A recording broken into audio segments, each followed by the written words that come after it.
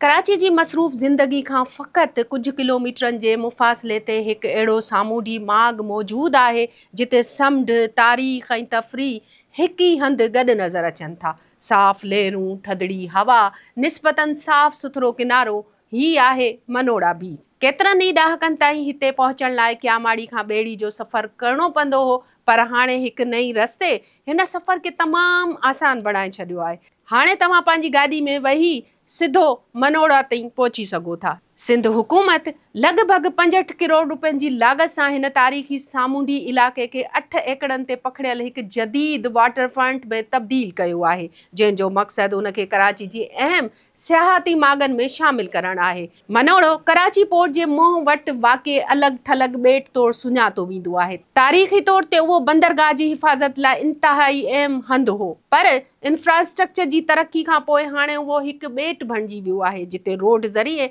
आसानी सां पहुची सघिजे थो।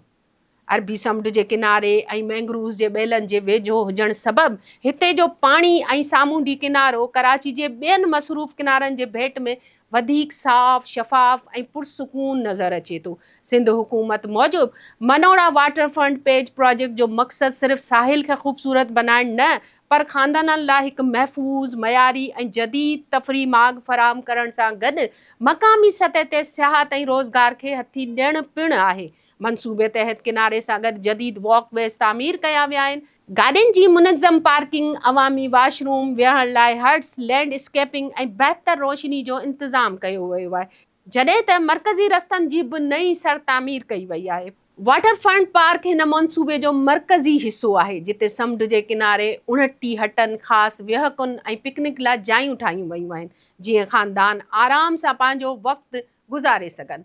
मनोड़ो रुगो तफ़रीह जो हंधि न, पर तारीख़ जो बि अमीन आहे। हिते बरतानवी दौर में तामीर थियल मनोड़ो लाइट हाउस मौजूदु आहे, जेको लॻभॻि 125 फुट ऊचो आहे ऐं पाकिस्तान जे ऊचनि लाइट हाउसिस मां हिक में शुमार कयो वञे थो।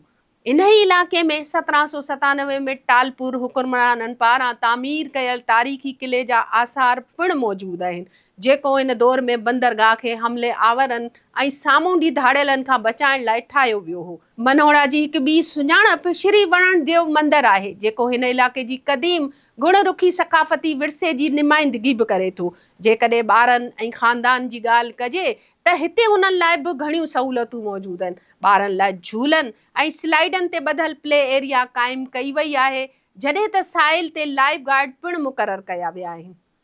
रवायती उठ ऐं घोड़े जी सवारी पिणु मौजूदु आहे, जॾहिं त शाम जे वक़्तु हिते कराची पोर्ट में ईंदड़ ऐं वेंदड़ वॾनि सामूंडी जहाज़नि जो मंज़र हिन साहिल जे हिकु मुनफ़रिद कशिश बणिजी वञे थो। जेकॾहिं माण्हू हिकु ॾींहं खां वधीक उते गुज़ारणु चाहिनि था त उन्हनि जे लाइ मनोड़ा बीच रिज़ॉर्ट पिणु मौजूदु आहिनि, जिते एयर कंडीशन कमरा, स्विमिंग पूल ऐं ख़ानगी साहिल जहिड़ियूं सहूलियतूं फ़राहम कयूं वयूं आहिनि। मनोड़ा पहुचण जा 2 रस्ता आहिनि। पहिरियों रस्तो रोड ज़रिए आहे। माड़ीपुर रोड खां कक्कापीर ॾांहुं सफ़र कंदे नई तामीर थियल मनोड़ा ड्राइवे वसीले तव्हां सिधो साहिल ताईं पहुची सघो था। ॿियो रस्तो रवायती ॿेड़ी जो आहे।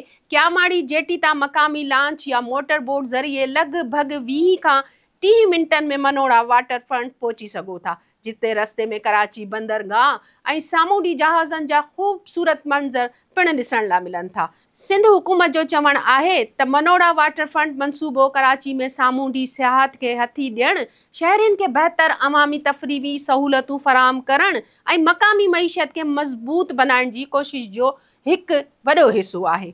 हाणे ॾिसणो इहो आहे त ईंदड़ साल में मनोड़ा वाक़ई कराची जो अहम ख़ानदानी बीच बणिजे थो या न, पर फ़िलहाल इहो शहर जे उन्हनि चंद साहिलनि मां हिकु आहे जिते जदीद सहूलियतूं, तारीख़ ऐं कुदरती हुस्न हिक ई हंधि गॾु नज़र अचनि था।